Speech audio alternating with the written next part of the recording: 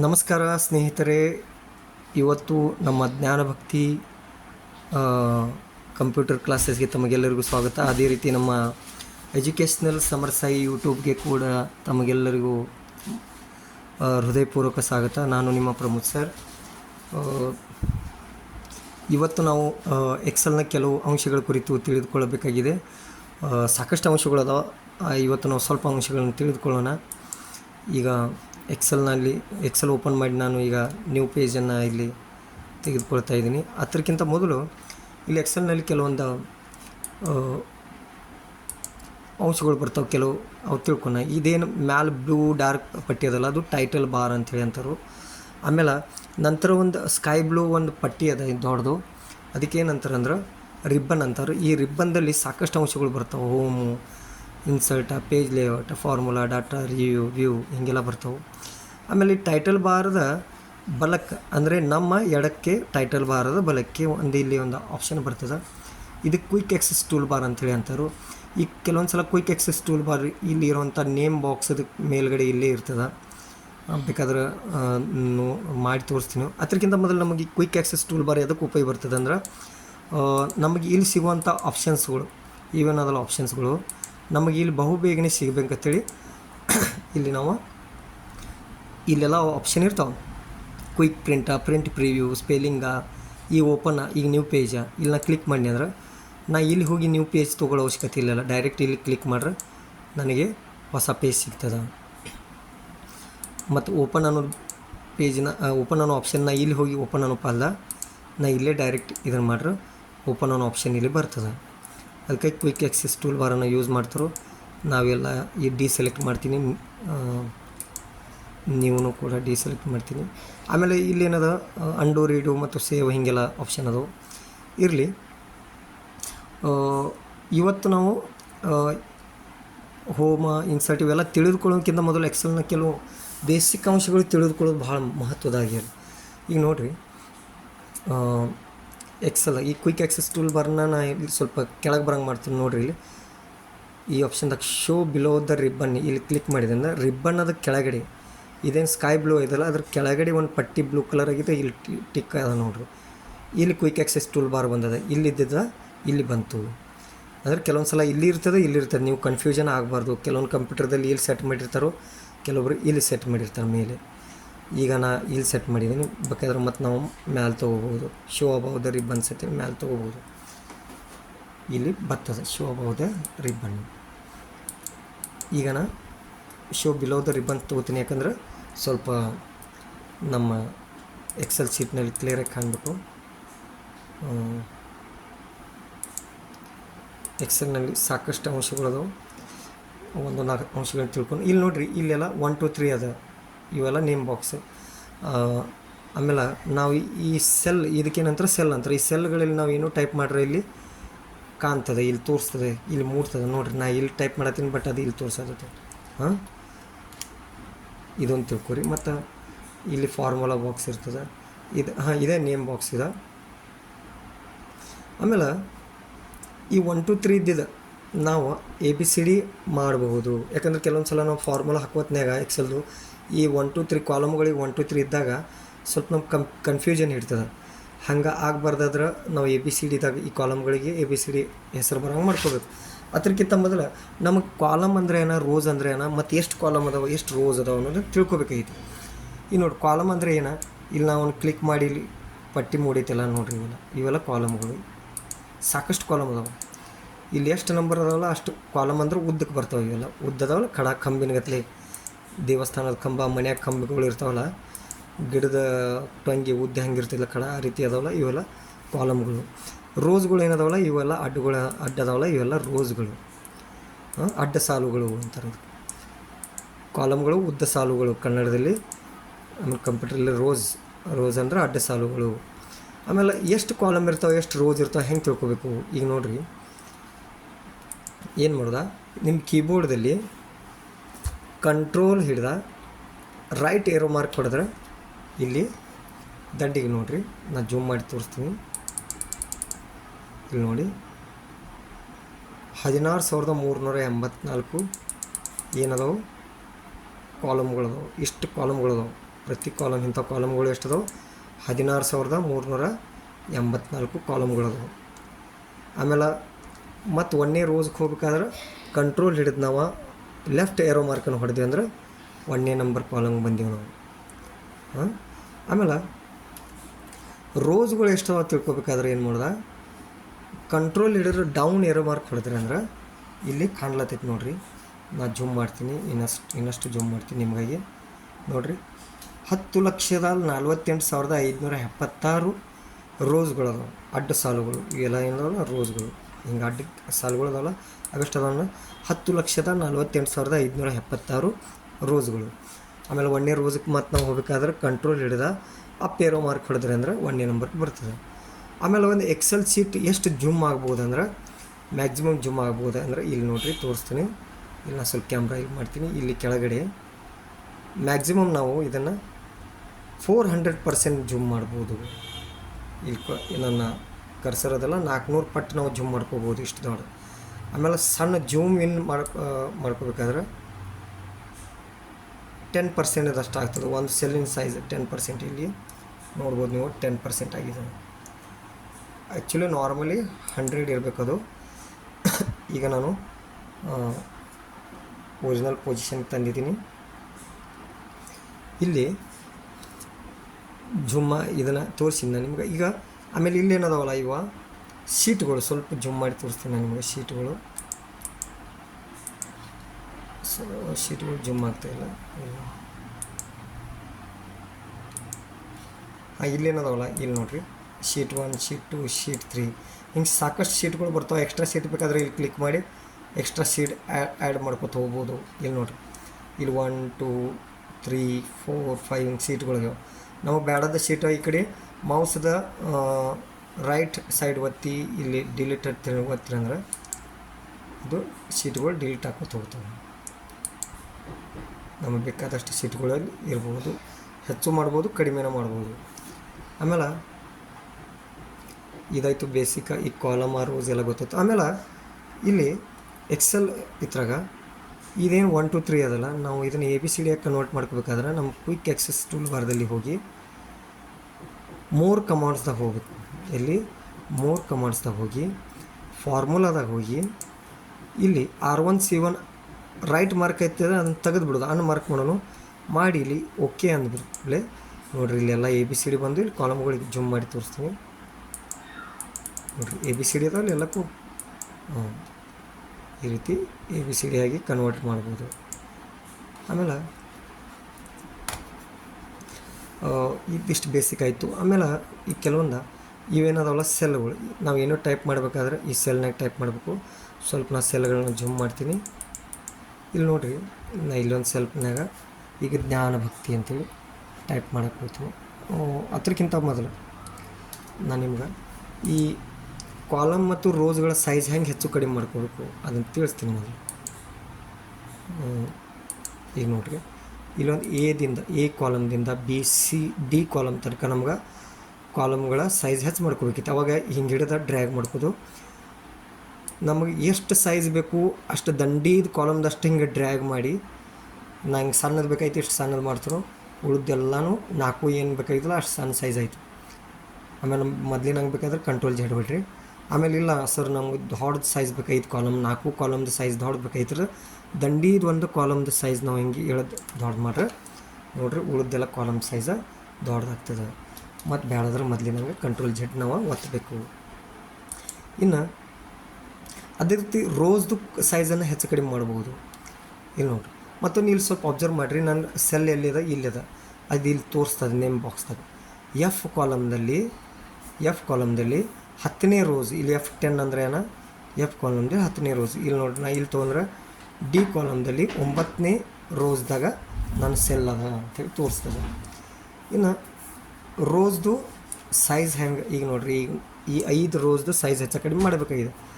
ನಾ ಇಲ್ಲಿ ದಂಡಿದು ಒಂದು ಹಿಡಿದ್ರೆ ಸ್ವಲ್ಪ ದೊಡ್ಡ ಮಾಡ್ರೆ ಉಳಿದೆಲ್ಲ ದೊಡ್ಡ ಹೋಗ್ತಾವೆ. ಹಾಗೆ ಮತ್ತು ಬೇಡಾಯಿತು ಕಂಟ್ರೋಲ್ Z ಒತ್ತಿರಿ. ಇಲ್ಲ ಇದ್ರಗಿಂತ ಸಣ್ಣದು ಬೇಕಾದ್ರೆ ದಂಡಿದು ಒಂದೇ ಹಿಂಗೆ ಹಿಡಿದ ಸಣ್ಣ ಮಾಡ್ರೆ ಉಳಿದೆಲ್ಲ ರೋಸ್ದು ಸೈಜ್ ಸಣ್ಣ ಆಗ್ತದೆ. ಇಷ್ಟ ಇದು ಕಾಲಮ್ ಮತ್ತು ರೋಸ್ದು ಸೈಜ್ ಹೆಚ್ಚು ಕಡಿಮೆ ಮಾಡೋದು ಹೇಳಿ. ಇನ್ನು ನಾವು ಏನು ತಿಳ್ಕೊಬೇಕೈತಂದ್ರೆ ಈ ಸೆಲ್ನಾಗ ಟೈಪ್ ಮಾಡೋ ಹೊತ್ನಾಗ ಸ್ವಲ್ಪ ಮೊದಲು ಗದ್ದಲ ಹಿಡ್ತೈತಿ. ಹೊಸಬ್ರಿಗೆ ಏನಾಗ್ತೈತಿ, ಈಗ ತಿಳ್ಕೊರಿ ಜ್ಞಾನ ಭಕ್ತಿ ಬರೀತಾರೆ, ಜ್ಞಾನ ಮುಂದೆ ಜ್ಞಾನ ಬರೀತಾರೋ ಏನೋ ಹಿಂಗೆ ಮಾಡಿ ಈ ಕಡೆ ಕ್ಲಿಕ್ ಮಾಡಿ ಮತ್ತು ಇಲ್ಲೇ ಬಂದು ಕ್ಲಿಕ್ ಮಾಡಿ ಮುಂದೆ ಭಕ್ತಿ ಬರೆದಿರ್ತೈತಿ. ಭಕ್ತಿ ಬರೆಯೋಕೆ ಹೋಗ್ತಾರೋ ಜ್ಞಾನ ಹೋಗಿಬಿಡ್ತದೆ, ಅಲ್ಲಿ ಅಕ್ಷರ ಅಳಿಸ್ಲಾತೈತಿ. ಯಾಕೆ ನೋಡಿರ್ಬೇಕಾದ್ರೆ ಈಗ ನಾವು ಮತ್ತೊಮ್ಮೆ ಜ್ಞಾನ ಬರಿತೀವಿ ಮತ್ತು ಈ ಕಡೆ ಕ್ಲಿಕ್ ಮಾಡಿ ಸ್ವಲ್ಪ ಜೂಮ್ ಮಾಡ್ತೀನಿ. ಜೂಮ್ ಮಾಡಿದ್ಮೇಲೆ ನಿಮ್ಗೆ ಕಂಡು ಬರ್ತದೆ ನೋಡಿರಿ. ಜ್ಞಾನ ಬರ್ದೀನಿ ಮತ್ತು ಇಲ್ಲಿ ನಾವು ಹೋಗಿ ಕ್ಲಿಕ್ ಮಾಡಿ ಮುಂದೆ ಭಕ್ತಿ ಬರೆಯೋಕೆ ಹೋಗ್ತೀನೋ ಅಕ್ಷರ ಹೋಗತ್ತದ. ಅಂಥ ಟೈಮ್ದಾಗ ಏನು ಮಾಡೋದು, ಈಗ ನೋಡಿ ಜ್ಞಾನ DNY ಜ್ಞಾನ ಬರೆದ ನಾವು ಒಂದು ವೇಳೆ ಈ ಕಡೆ ಕ್ಲಿಕ್ ಮಾಡಿ ಮತ್ತು ಅಲ್ಲಿ ಹೋಗಿ ಕ್ಲಿಕ್ ಮಾಡಿ ಟೈಪ್ ಮಾಡೋಕ್ಕಿಂತ ಮೊದಲು ನಾನು ಏನು ಮಾಡಬೇಕು, ಇಲ್ಲಿ ಕರ್ಸರ್ನ 2 ಸಲ ಮೌಸದ ಲೆಫ್ಟ್ ಸೈಡ್ ಬಟನ್ನ 2 ಸಲ ಕ್ಲಿಕ್ ಮಾಡ್ರೆ ಇಲ್ಲಿ ಒಂದು ಕರ್ಸರ್ ಏನಾಗ್ತದೆ ಬ್ಲಿಂಕ್ ಆಗಕ್ಕೆ ಹತ್ತದ, ಒಂದು ಗೆರಿ ಬ್ಲಿಂಕ್ ಆಗಕ್ಕೆ ಹತ್ತದ. ಆ ಬ್ಲಿಂಕ್ ಆಗಕ್ಕೆ ಹತ್ತಾಗ ನೀವು ಟೈಪ್ ಮಾಡಬೇಕು ಮುಂದೆ ನಿಮಗೇನು ಬೇಕು ಭಕ್ತಿ. ಈಗ ನಾನು ಇಲ್ಲಿ ಭಕ್ತಿ ಟೈಪ್ ಮಾಡೀನಿ ನೋಡಿರಿ. ಇಲ್ಲೊಂದು ಸ್ವಲ್ಪ ನೋಡಿರಿ ಸೆಲ್ ಬಿಟ್ಟು ಅಕ್ಷರ ಹೆಚ್ಚಾಗಿದೆ, ಹೊರದಾಗಿದೆ. ಅವಾಗ ಹೆಂಗೆ ಮಾಡೋದ, ಇಲ್ಲಿ ಸೆಲ್ನಾಗ ಇಲ್ಲಿ ಮ್ಯಾಲೆ ಹೋಗಿ ಕರ್ಸರ್ನ ಇಲ್ಲಿ ಹೋಗಿ ಡಬಲ್ ಸಲ ಕ್ಲಿಕ್ ಮಾಡೋದು. ಇಲ್ಲಿ ಹೋಗಿ ಡಬಲ್ ಸಲ ಕ್ಲಿಕ್ ಮಾಡ್ರೆ ಅಕ್ಷರ ಎಷ್ಟೈತಿಲ್ಲ ಅಷ್ಟು ಸೆಲ್ಲದ ಸೈಜ ಆಟೋ ಫಿಟ್ ಆಗ್ತದೆ, ಸೆಟ್ ಆಗ್ತದೆ. ಇಲ್ಲ ಕಂಟ್ರೋಲ್ Z ಮಾಡೋನು. ಇನ್ನೊಂದು ರೀತಿ ಇಲ್ಲಿ ನೀವು ಇಲ್ಲಿ ಹೋಗೋದ, ಇಲ್ಲಿ ಹಿಡಿದ ಅಕ್ಷರ ಎಟ್ಟೈತಿಲ್ಲ ಅಷ್ಟು ಗೆರೆಯನ್ನು ಡ್ರ್ಯಾಗ್ ಮಾಡ್ರೆ ಅದ್ರ ತಕ್ಕಂತೆ ಆ ಸೆಲ್ಲ ಸೈಜ ಹೆಚ್ಚಾಗ್ತದೆ. ಈ ರೀತಿ ಕೂಡ ನೀವು ಮಾಡಬಹುದು. ಆಮೇಲೆ ಎಕ್ಸೆಲ್ ಒಂದು ಇಷ್ಟು ಭಾರಿ ಇದನ್ನದಲ್ಲ ಫಂಕ್ಷನ್ಸ ಸಾಫ್ಟ್ವೇರ, ನೀವು ಬರೀ ಅದಕ್ಕೆ ಹಿಂಟ್ ಕೊಟ್ಟರೆ ಸಾಕು ಅದೆಲ್ಲ ಮಾಡ್ತದೆ. ಇಲ್ಲಿ ನಾನು ಕೆಲವೊಂದು ತೋರಿಸ್ತೀನಿ. ಈಗ ಎಕ್ಸೆಲ್ದಾಗ ನನಗೆ 1 2 3 ಬರಿಬೇಕಾಗಿದೆ, 1 2 3 ಬರಿಬೇಕಾಗಿದೆ, 10 ಮಟ್ಟ ಬರಿಬೇಕಾಗಿದೆ. ಇನ್ನು ಏನು ಮಾಡ್ತಾರೆ, ಇದನ್ನು ಹಿಂದೆ ಹಿಡಿದು ಸೆಲೆಕ್ಟ್ ಮಾಡಿ ಇಲ್ಲಿ 10 ಮಟ್ಟ ಡ್ರ್ಯಾಗ್ ಮಾಡ್ತೀನಿ.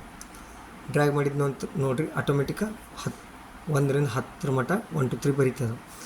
ಇಲ್ಲ ನನಗೆ ಈಗ ಏನು ಮಾಡ್ಬೇಕಂತ 2 ಮಗ್ಗಿ ಬರಿಬೇಕಾಗಿದೆ ಅಥವಾ 4 ಮಗ್ಗಿ ಬರಿಬೇಕಿತ್ತು, 4 ಮಗ್ಗಿ ಬರೀ 4 4 4 2 8 ಹಿಂಗೆ ಬರಿತೀನಿ.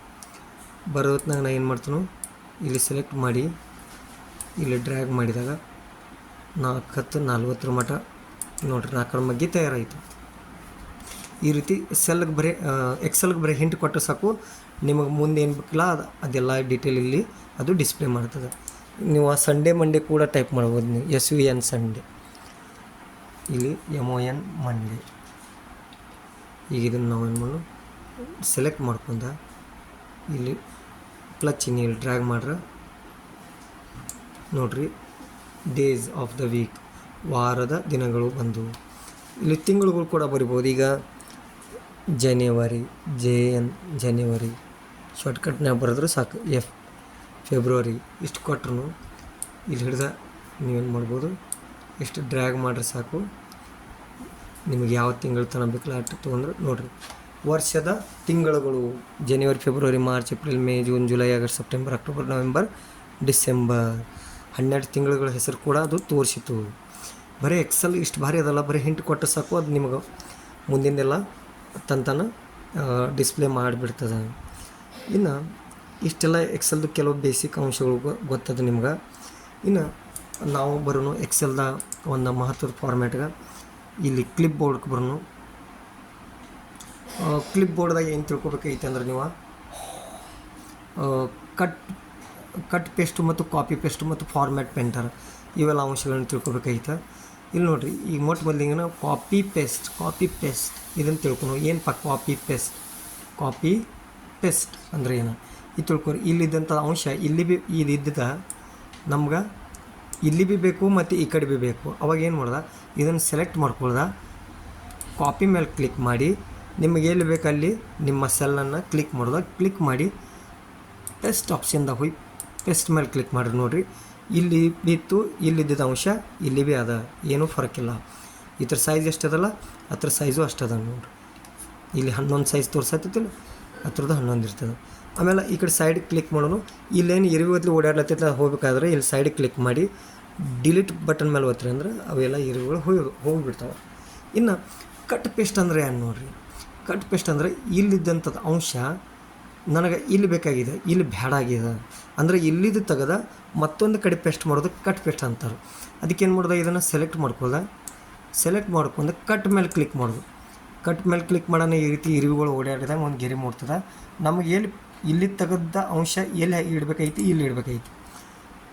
ಅಲ್ಲಿ ಕ್ಲಿಕ್ ಮಾಡಿ ಇಲ್ಲಿ ಹೋಗಿ ಪೇಸ್ಟ್ ಮೇಲೆ ಕ್ಲಿಕ್ ಮಾಡ್ರೆ ನೋಡಿರಿ ಇಲ್ಲಿದೆಲ್ಲ ಹೋಯ್ತು, ಇಲ್ಲಿ ಬತ್ತು. ಇದಕ್ಕೆ ಕಟ್ ಪೇಸ್ಟ್ ಅಂತಾರೆ. ಇಲ್ಲಿದ್ದು ತೆಗೆದ ಮತ್ತೊಂದು ಕಡೆ ಹಾಕೋದು ಕಟ್ ಪೇಸ್ಟ. ಕಾಪಿ ಪೇಸ್ಟ್ ಅಂದ್ರೆ ಇಲ್ಲಿ ಭೀ ಇರಬೇಕು, ಅಲ್ಲಿ ಭೀ ಇರಬೇಕು, ಅದು ಕಾಪಿ ಪೇಸ್ಟ್. ಇನ್ನು ಫಾರ್ಮ್ಯಾಟ್ ಪೇಂಟರ್ ಸ್ವಲ್ಪ ತಿಳ್ಕೊಳ್ಳೋಕ್ಕಿಂತ ಮೊದಲು ನಾವು ಒಂದಿದ್ದಂಥ ಅಂಶಗಳನ್ನ ನಾವು ಡಿಸೈನ್ ಕೊಡ್ತೀನಿ ನೋಡಿರಿ. ಈ 1 2 3ಗೆ ಏನು ಮಾಡ್ತೀನಿ, ನಾ ಇಲ್ಲಿ ಸ್ವಲ್ಪ ಅಕ್ಷರಗಳನ್ನ ಬೋಲ್ಡ್ ಮಾಡ್ತೀನಿ ನೋಡಿ, ದಿಪ್ಪದು ಅಕ್ಷರ. ಆಮೇಲೆ ಸ್ವಲ್ಪ ಇಟಾಲಿಕ್ ಮಾಡ್ಬೋದು. ಅದಕ್ಕೆ ಏನರ ಕೆಳಗೆ ಅಂಡರ್ಲೈನ್, ಡಬಲ್ ಅಂಡರ್ಲೈನ್ ಹಾಕ್ತೀನಿ. ಆಮೇಲೆ ಸ್ಟೈಲ್ ಒಂದು ಸ್ವಲ್ಪ ಚೇಂಜ್ ಮಾಡ್ತೀನಿ, ಈ ಸ್ಟೈಲ್ ತೊಗೋತೀನಿ. ಆಮೇಲೆ ಸೈಜ್ ಒಂದು ಸ್ವಲ್ಪ 11 ಐತಿ, ನಾನು ಏನು ಮಾಡ್ತೀನಿ ಒಂದು 16 ಸೈಜ್ ತೊಗೋತೀನಿ. ಈ ಅಕ್ಷರ ಕಟ್ಟ ಅಪ್ಲೈ ಆಗೈತಿ, ಈ ಅಕ್ಷರಗಳಿಗೆ ಆಗಿಲ್ಲ, ಲಕ್ಷ ಇಡ್ರಿ. ಇವೆಲ್ಲ ಸಣ್ಣ ಕಾಣತ್ತೈತೆ, ಅಷ್ಟೇ ದೊಡ್ಡದು ಕಾಣತೈತಿ.